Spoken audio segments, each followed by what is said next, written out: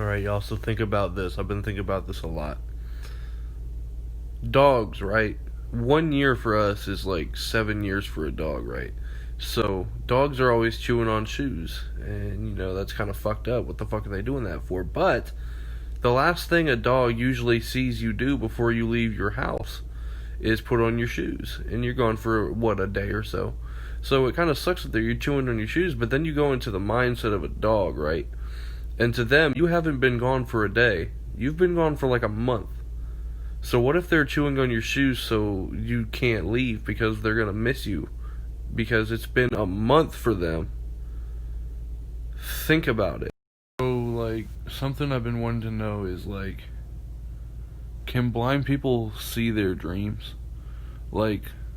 Assuming that someone was born blind and has never seen anything, what would their dreams look like? Would they be able to see them, or would it just be nothingness?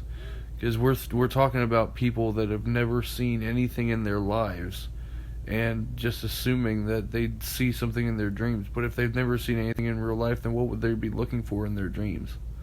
Would it just be a verbal dream? You would just hear things, or what? And then also deaf people. Can deaf people hear themselves think? Assuming that also these deaf people were born deaf and they've never heard anything before, what would their thoughts sound like? Because obviously they're thinking. I mean, they've got functioning brains, so they have the ability to think, but what would it sound like? When we think of something, we think, if you speak English, then you would think of something in English, in your head. You wouldn't say it out loud, but it would be in your head. Do deaf people just see fucking Braille in their head? So, if you go back in time and, kill one of your parents, that means you would have never existed. Which, in turn, means you wouldn't have the opportunity to go back in time and kill your parents, which would then make you exist. Which would that be a forever going loop, or because if you go back in time and kill your parents, then you would never exist. But if you never exist, then you never have the opportunity to go back in time and kill them. And if you never kill them, then you exist. So I think tonight we're gonna do a double header, because if God is truly all powerful, he would then have the ability to create a stone in which he himself could not lift. But if he were truly all-powerful, why wouldn't he be able to lift it? Right? So God, someone with all the power in the world, can do basically whatever he wants, right?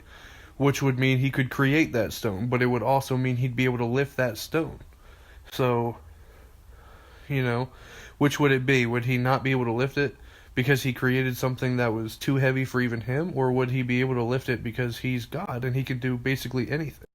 So if there was a village that only had one barber, and that barber only shaved people who did not shave themselves, who shaved the barber?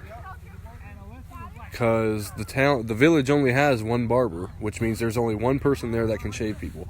But the barber that they have does not shave those who shave themselves. So who shaves the barber? The barber can't shave himself, because if he shaves himself, then that means he shaves somebody who shaves himself, which is the barber.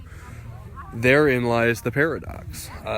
You cannot shave yourself while also being one who shaves only people who don't shave themselves, So, I know it's been overdone, but, what would happen if an unstoppable force meets an immovable object?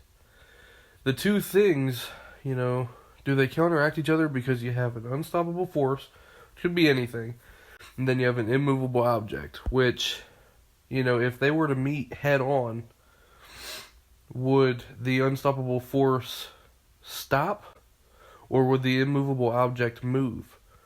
Or would the unstoppable force just pass through, the immovable object? Because we don't know, we don't know exactly the specifics of it. But in the case of if they were to meet head on, what would happen?